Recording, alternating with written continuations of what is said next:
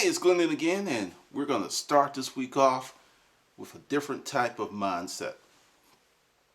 Got your emails. We'll be answering those later on today, and I really think we're off to a great start. This session, The Anatomy of Critical Thinking, Session 3, The Courage of Intent. The path that I've been leading you on is to get you right here, because this is something I discovered completely by mistake. Have you ever intentionally done something to another person that was mean, ill-spirited? When I do things like that, I get an immediate cosmic backlash. When I intentionally try to hurt someone, that's for me where I'm at playing my experiences. But one day I was thinking about the mistakes that I made, things that I did wrong that were unintentional. I had an accident many years ago. Brakes failed, ran into this lady, this family really, and fortunately no one was hurt. There was damage to the vehicle, but no one was hurt. And this was when I was a scrub. The car did not have insurance on it. I had paid, but the check had bounced and my policy was canceled.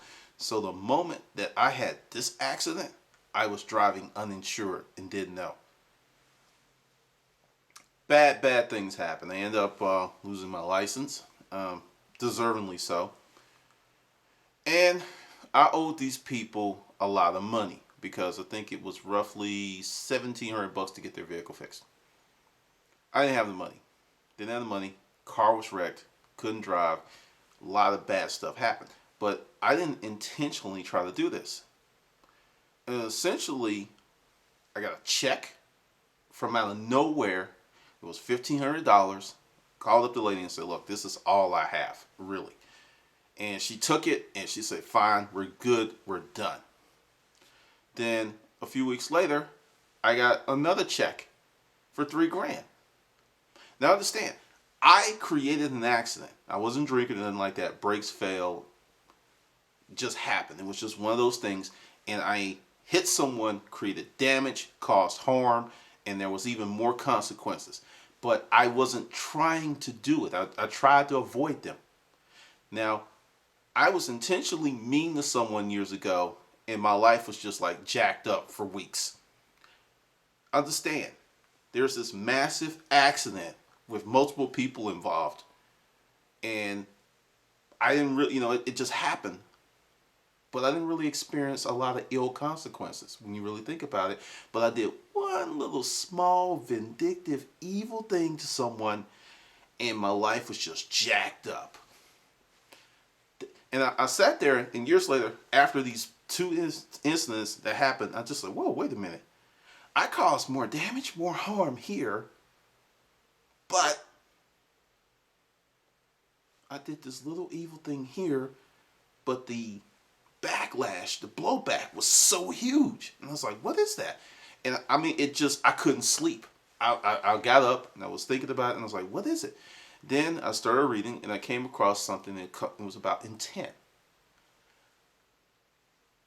I was like, whoa, I had no intent to create that accident or to create that damage or anything. But I did have intent to do harm and be vindictive to another person. And for me, I cuss people out on YouTube. I say bad stuff. But for my life, when I really intentionally try to hurt someone, bad things happen to me. But when I do things that have an undesired outcome, and it's not my intent, not so bad things happen to me, which kind of blows my mind. Then, after I had that moment, I started putting it into practice. And this is where I came up with the scripted day. I was like, okay, we're going to find out about intent. And this brings us up to active thinking prevents a passive life. I'm going to delve deeper into that, and I'm going to go back to my original point. I want you to think about that.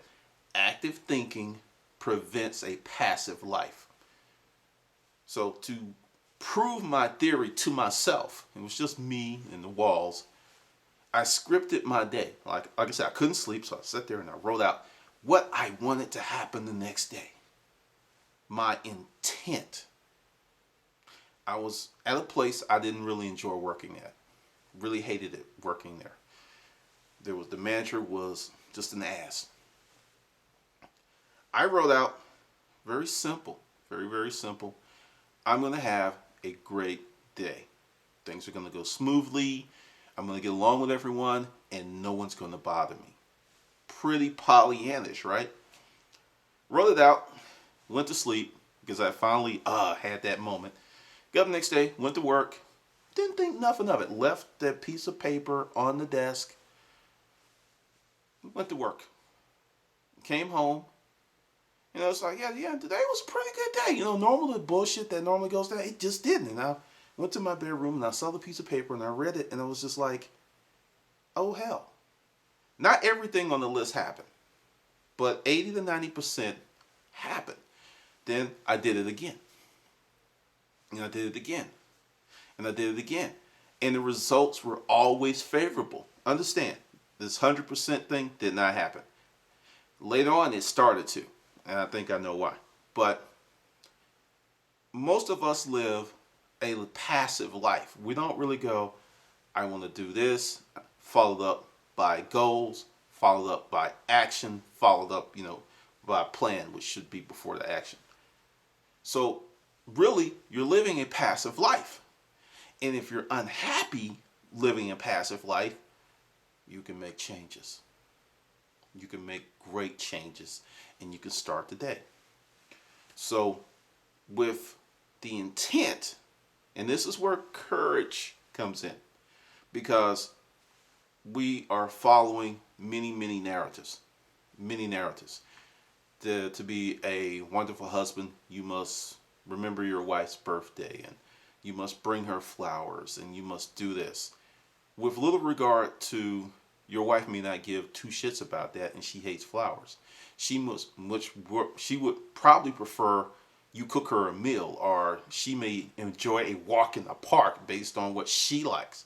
But there's these common narratives that many of us subscribe to that actually are very ineffective for our lives.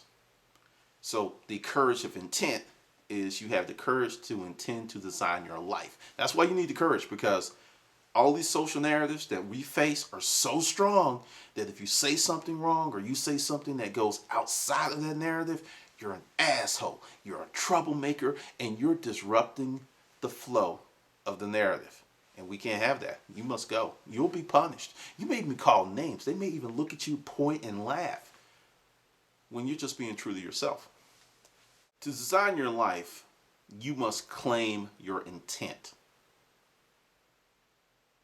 It's a decision. Going back to what I just said, today, you can start today by designing your life with the simple process of claiming your intent. Now, this is where it gets really, really interesting, because many, many years when I was doing that stuff and I didn't really realize what was happening, I didn't know that I could have created larger intent, bigger purpose. I was just playing around with it. Just playing around with it. I didn't really know what I had and how powerful it was until much, much later.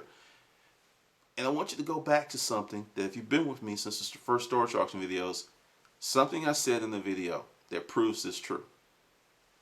When I went out to the storage auction business, many people told me, straight in the eye, do not try to do this full time. It'll break your heart. You can't do it full time. And I stood up, chest out, positive posture, and said, I intend to make this a full-time, profitable, successful business. I actually told someone that on the auction trail, and they laughed at me. How can you do that when you don't know what you're going to get into the unit? So I was like, you know what? I'll figure it out. I didn't know that day that I pretty much put the nails in the coffin of my future. I had claimed what I wanted, which if you now, this isn't about me, it's about you. I want you to understand, this is about you. I'm giving you an example to illustrate the power of intent. Many people had made a claim to failure before they even started buying units. They bought into the narratives. If you go online, go to any storage auction forum, and you'll see. I came across one this weekend where a guy got a safe. He was doing well, and he worked very hard to say, this is atypical. I've been in the business 8 years. I bought 300 units, and this is the first time it's happened to me. I was sitting there going, I used to get units like that every month. And understand, this was not a jackpot unit for me. But for him, based on his perspective, it was a jackpot unit. It contained a safe. The safe had 3 guns. He paid $350. He probably did, I think he netted out at $2,000, $3,000 profit, which is 10 times his money, which actually does kind of fit the benefit, the paradigm, the parameters of a jackpot unit. But I used to routinely buy units for 300, 400, 500, 600 bucks every month and make 10 to 20 times what I paid for the unit. But I bought a lot of units. There's the difference. He's bought 300 units in 8 years. I bought over 1,300 units in the same time period. So I was buying 10 times as many units. So let's be fair. But going back to what I said, if just read the post. Very much, this doesn't happen that often. Okay? When I was talking to you about courage and intent and be careful in the video, be careful what you believe in, this is the power of intent. If you start stripping away the narratives and only leave what you want in your life, things start to change very quickly. I'll give you an example. My intent for the Hustlers Mindset Project, and I was 100% serious. This is Sparta. I didn't care. It's like, if I can get 10 people, that would cover the cost of hosting. I was going to do this. 10 people. That's all I want. 10 people, and if I can add, because people are going to come and go. That's the reality. People have lives. Life gets in the way. So if I can get initially 10, and then maintain, a few every month, it's a good thing, Well, the first day I exceeded my monthly goal. This is not even the first full month, and it's almost 3 times that goal without me really doing a whole lot to really push this, because I haven't paid for any advertising or anything. But my intent was 10 people, keep it going, keep it Sparta, keep it honest, keep it real. My intent from jump. Now, this is another thing that happens with intent and when you actively design your life. There's other benefits that, because you didn't say that you didn't want them to happen, just like bad things get in your life, better and good things get in your life. The Hustler Mindset Project has become bigger already than I thought it would be. This was just going to be me giving you my deals, things that I did, things that I know will help lead you to success. Some of the letters that I've gotten, and this is just the beginning, and understand, we haven't really got to the good stuff yet, But to stay on point, when you have that intent and you strip away all of the BS and you strip away the narratives, which can be daunting. Some of these narratives you've had since you were this tall. And it's going to be a massive amount of work to strip those out your mind. I'll give you another example. I grew up in Alabama. Very conservative, very simple, very unpretentious background. People got up, people went to work, they went to church, they thanked the Lord on Sundays, and they were thankful for every little thing that came their way, good or bad. That's how I grew up. Until I came across Lead the Field with Earl Nightingale, I had no clue to how much opportunity, how big the world was. I had no clue, because I was drinking, growing, and maintaining narratives that were given to me as a kid.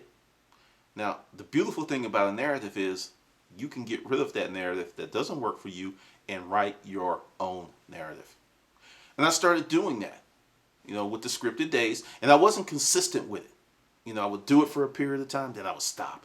Then I would do it for a period of time, then I would stop. But whenever I had proper intent, wrote down my goals, created an action plan, and scripted my day, my life went pretty much 90% of what I wanted it to be all of the time. Sure, you can get sick. Sure, things can happen. But if you put in there, because this is something else, and this goes way back to when I was a kid. I was definitely afraid of taking pills. And my mother said, well, if you want to cure your headache, you're going to have to take these aspirin. And they were the nasty, bitter ones, and you had to swallow them whole. And I said, I don't get headaches. Therefore, I don't need to take aspirin. For many years, I didn't get headaches. I don't care what happened. I did not get headaches because I told myself I do not get headaches. Do you understand what I'm telling you? It took me a long time to figure this stuff out because some of you may have done the same thing and it worked, but you didn't really know how to take it apart and really figure out what the heck was going on. I did it, and to this day, I rarely get headaches. I rarely get headaches because I ingrained that narrative in my mental organic computer decades ago. That is the power of a narrative. So if you put any positive narrative in, or a narrative that really works well for you, and you take away the crappy ones, you're going to realize immediate benefits. And when I say benefits, I'm not talking about money. I'm talking about happiness. I'm talking about less stress. I'm talking about better relationships. I'm talking about the good stuff in life. Now, when you design your life, the first thing you have to do, and part of one of the exercises was, you had to have, create this list. Every time I give you an exercise, it's part of something to lead to something else. It's like a math problem. If you don't do the first equations, you can't do the middle and the end product equations because you have to do the first ones. And that is, create a list of everything that you want to do with no limitations. Because if you create that list, now you have the ingredients to start creating the recipe of your life. Give you an example. Now this is about me, and this is about the book. My intent. I've wanted to write for a long time. One friend even told me that because I read so many books as a kid, I had no choice but to write because this is just all that stuff coming back out. The third time, I crunked down my goals because the first time I wanted to, it was a great time to be a writer. I knew a lot of people that were getting like $50,000, $100,000, $150 advances, nice book deals, all kinds of stuff. And I would read their books and I was like, I can write this. Shit, I can write better than this. So I was aiming for the top, but I didn't intend to get there because I didn't have the courage to claim it. If I had said, I'm going to write a book, I'm going to get a book deal, and I wrote down and created an action plan and just started working on it, I would have got there way back when. It would have happened. Fortunately, my perspective is deeper, and I'm glad it didn't happen when it happened. Because if I did all that, I would have adopted a narrative that would be incapacitating me to the day. So it's kind of funny how it worked out because I'm much better off doing it now than I would have been doing it then. The first book, the intent was A, start and finish the book. That was my major intent. It wasn't to write the best book. It wasn't write the most eloquent book. My goal, number one, was to start and finish that book. Why? Going back to what I just told you. I know a lot of writers. I know people who've been working on the same book for the last decade. Give you a little secret. If you write 250 words a day, which will take you anywhere from 10 minutes to an hour if you're real slow, and you did that every day for a year, that is a 90,000 plus word book. That's a full-length novel. So by becoming process oriented with not being wedded to the outcome, and you're actually able to look at it, that if you took one day and you were consistent, you would finish a book quicker than a person who has no direction, no intent, but could be brilliant as a writer. That's the power of intent. So I did that. Also, intent will give you second, third, fourth, fifth, sixth, eighth. You don't run out of chances with intent. One of the biggest narratives is first impressions mean everything. That is something that television commercials, movies, any marketer is trying to sell you, that like, look, you get our product, it gives you that first impression. And the truth of the matter is, you can come off with a real bad first impression. I have. And if you work on yourself and you fix the problem, you can get a second chance, you can get a third chance, you can get a fourth chance. So essentially, that narrative is first impressions are lasting. It's true, but they don't kill you if you insert, I'm going to work on that. You can get past that. So if you're under that thing that, hey, because I didn't do it right the first time, I'm damned forever, you can take that sheet of paper, ball it up, and throw it away.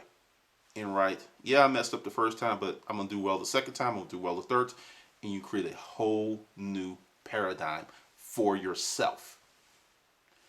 There are people who bought my crappy first book, who bought the second one, the third one, the fourth one, the fifth one. And when the hustler mindset comes out, they're probably going to get that. And when picking for profit comes out, they're going to get it. Which means that even after a less than stellar beginning, I still get chances. And let's talk about that. If you are going to mess up, it's best to do it initially. Don't get what I call the Lauryn Hill effect. If you don't know who Lauryn Hill is, she's a brilliant artist that came out with the Miseducation of Lauryn Hill CD. Probably one of the best collections of music on the planet. Several songs hit, I think she won 7 Grammys for this. It was so good. It was so great. She has not been able to get close to the level of art that she created in that album. Now, it wasn't her first, go around, because she was with the Fugees. But the whole point is, it is better to get that level of success. And for her, to be fair, that wasn't her first or second effort. Actually, it was her best all time. But she's not been the same since, professionally. It's better to mess up in the beginning. But we live in a culture where the narrative is, if you don't do well at first, it's just not any good. Now, there are 2 groups of people in this country who do not have that narrative in their culture, and they're kicking our ass. Indians and Asians, or if you're really deep, they're all Asians. They don't believe in the first chance, you're done. It's like, you take test, you make 1,500 on SAT, you will take it again. And you will take it again, and you will take it again, and you will take it again until you make the proper score to get into the proper school. None of this first chance mess. No, they'll do it again and again and again until they get where they need to get. And that's one of the reasons. I went to school, a long time ago. When I was at school, I was stationed at Schofield Barracks in Hawaii.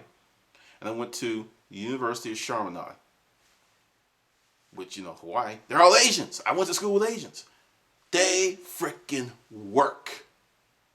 And part of their culture has intent scribed all over it. That's part of their culture. That's one of the reasons that Indians and Asians are successful. It's not because they're naturally more brilliant than the rest of us. They work harder than the rest of us. I've been to Japan. I've been to Thailand. I've been to, parts of China. I have seen it. I went to school with it. I've seen it. They have a prodigious work ethic subscribed and married to intent. That's why they're winning.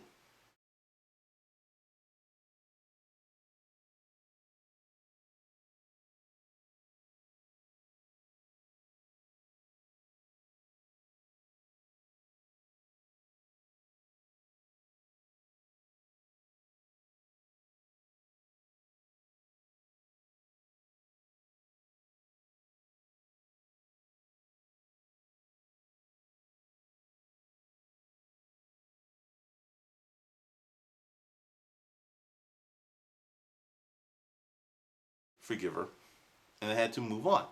And I realized that was then, and this is now, and I can do different picking, I can do different choosing, I can do a different narrative.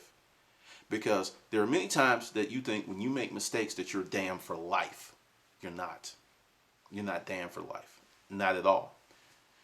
So today, you can start writing a new narrative. And for many, it's going to be challenging. With my background, some things that I had to regurgitate and actually draw out of myself and get rid of, it was hard because it had been there so long. That's why you have to work on it daily. That's why you have to keep pushing and keep pushing and keep pushing.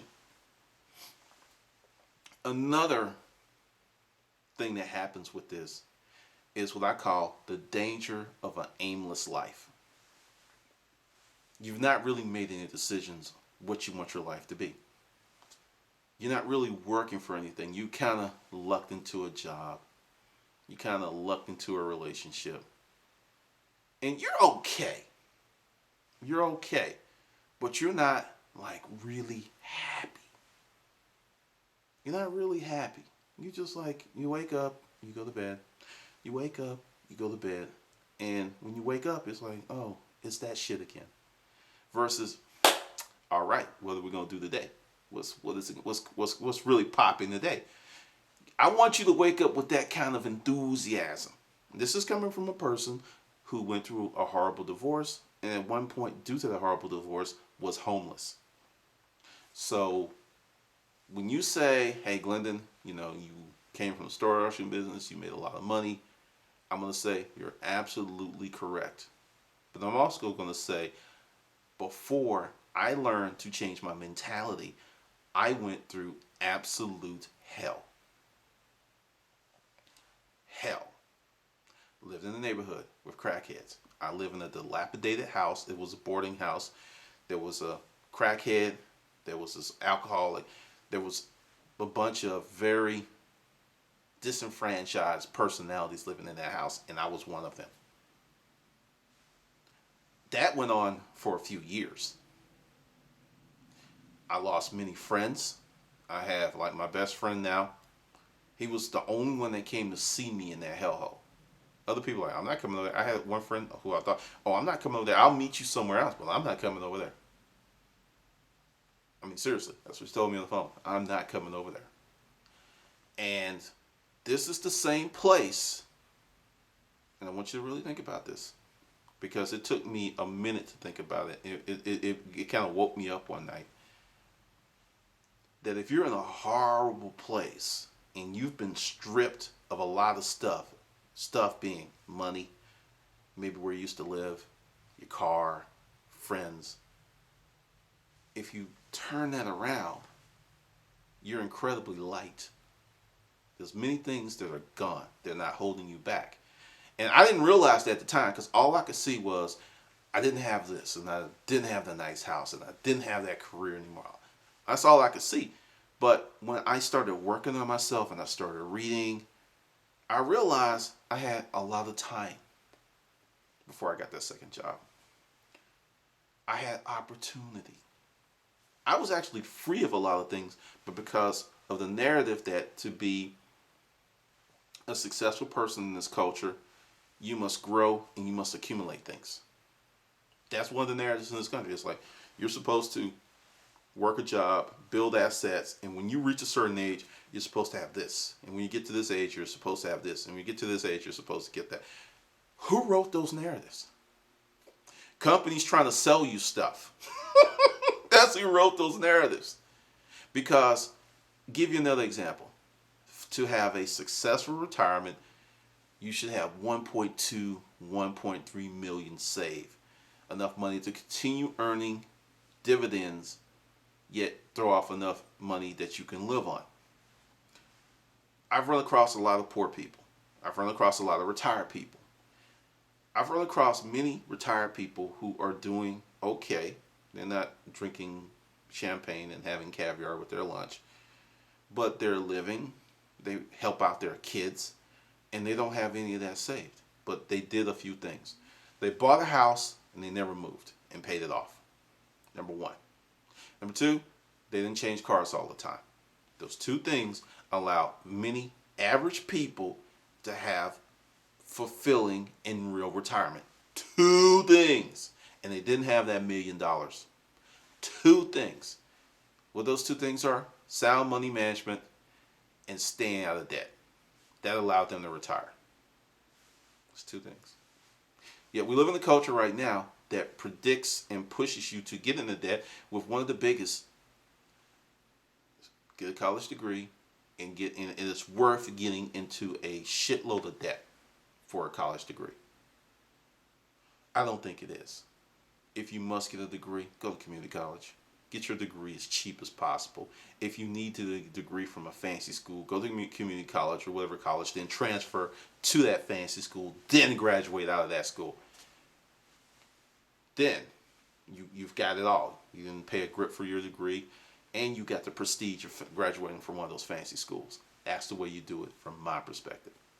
But those narratives will kill you. So by designing your life, stripping away stuff, you can reach many of the goals that you want to reach. I'm kind of quasi-retired. And one of the reasons I'm kind of quasi-retired is if I did nothing, I could live the lifestyle I live, which is very simple. I don't have to go anywhere to do anything for money. Stuff will come in. Because I don't have a bunch of obligations in life. That's one of the things that will keep you from reaching your goals. That's one of the reasons you can't start a business. I wrote a letter. I didn't write a letter. I got a letter from someone, and they said they're about to experience foreclosure. I'm not happy, but just a quick second. If they get rid of that house, yet be able to make the same money or more and actually save, they may actually be able to buy a house, cash money in this economy. It may not be in the best neighborhood, or it could be in the neighborhood. Right now, there are people that I know who are buying houses for 7 to 15 grand. Got the deed. Have breakfast with the guy frequently. He bought a house in March. He paid $8,000. He put $2,000 into it. It's a 3-bedroom, 2.5 bath, 2-car garage, duplex. That's paid for. He has a renter in there paying $800 a month. So next June, he goes to a purely cash positive position after 1 year ownership. It's a nice house. I would live in it. The neighborhood's kind of like, but I would live in a house. That's how nice it is. And it's going to be an income producing asset for him very shortly. Very shortly. So that's what the hustler mindset's about. Looking at things from a different point of view versus trying to be like everyone else. That's why this is Sparta. This is Sparta. Because you can tell people this stuff and it can make perfect sense, and they're going to look at you like you're crazy. Because you are not a sheep. You're not a lemming. You're a person that knows the power of intent now, and you know that you have the power to change your life if you change your intent. We're going to talk about that in the next lesson. How do you change your intent? The steps that you take. This is the thing that's going to get you where you want to go in life. Whether you are highly educated, you have a lot of money.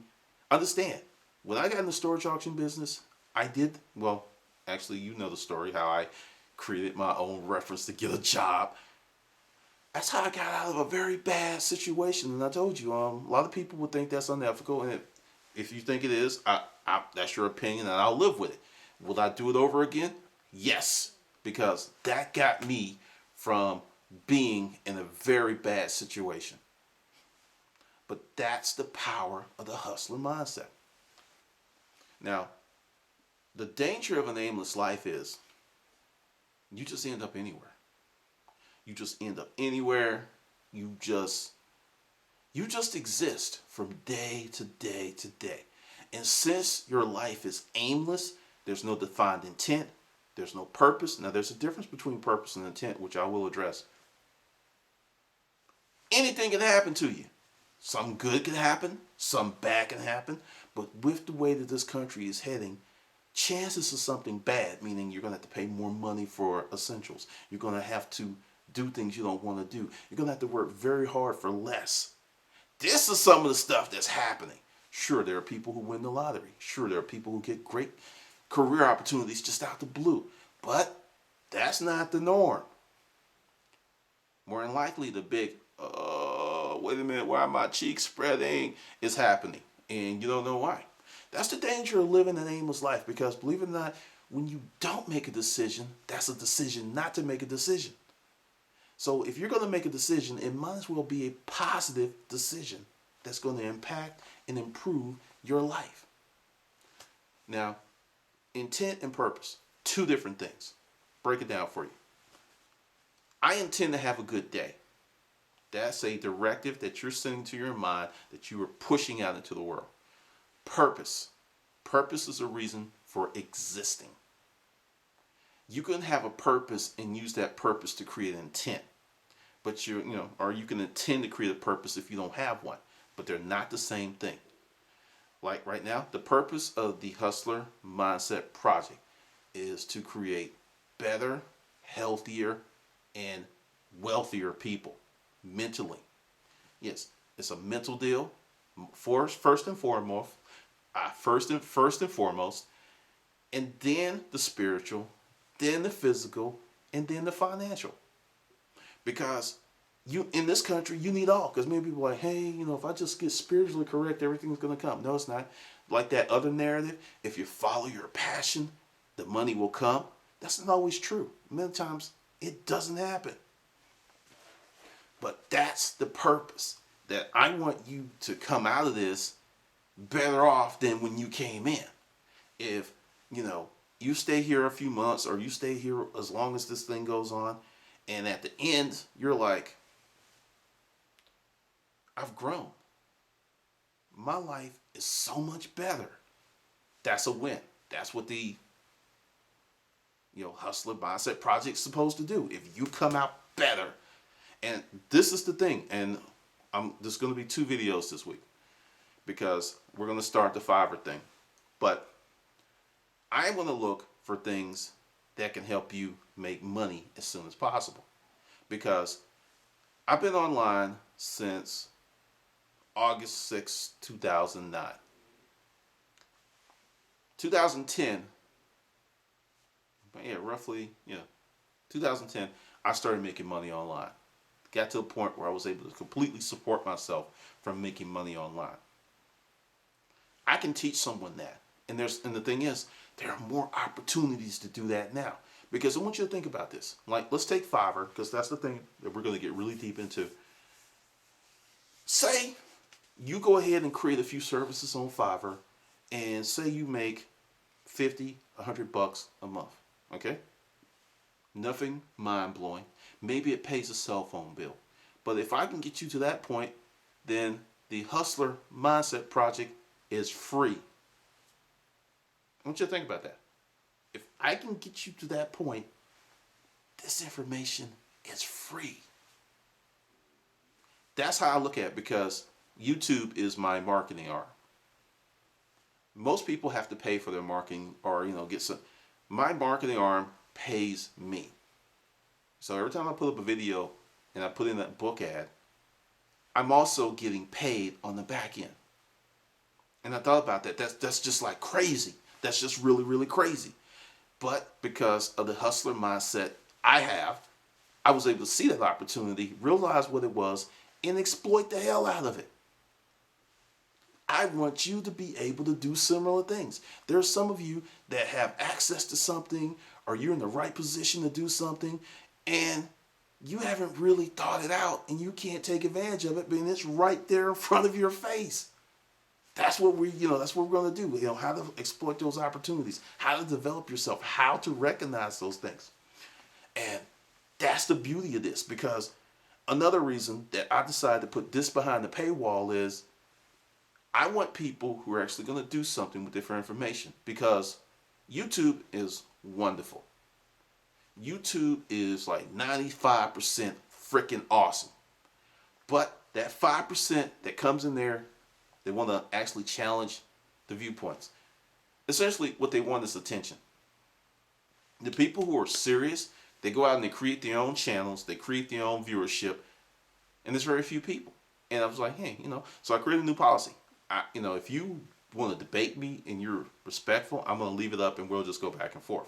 But crazy stuff, immediately delete and block and move on, because it just takes out a tremendous amount of time. Whereas here, we can talk about the nitty, the gritty, and and that's my intent, is that everyone that joins up finds some other way to make money as soon as possible. If I can pull that off, I think I improve your life, you improve my life, because as I train you, I also train myself. As I go through this stuff again, because I'm looking at this stuff and I'm real excited, because I'm just like, I needed to do this. This is a freaking awesome thing for me too. Because just like you're getting some, I'm getting a ton of stuff out of here. Because the letters, the emails, all this stuff is freaking awesome. And that's the Hustler Mindset Project. Now, I'm not going to get into it because, these videos are going to be up for a while, and I don't want to just like start talking about stuff that's like, bam, going to happen. But tomorrow will be the first training session on how to use Fiverr.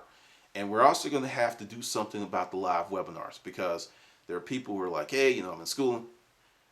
But the webinar is going to happen every week. It may be recorded now, or I may do something in the middle of the week, because I'm going to be straight up honest with you. It's football season, and you know where I will be. It's one of my guilty pleasures. It is. I love it. But there will be information in there. Like I said, this week it's going to be 2 videos, possibly 3, and there's going to be more homework. The homework's going to get a little deeper, more detailed, and only use the Hustler Mindset email, because that way I can answer your stuff faster than when you just send me regular stuff. Or, leave a comment in here, and bam, once again, I can get to you faster. And that way I don't have to filter through emails. So I really appreciate that. All right. So I will see you in the next video, and it's going to be a burner.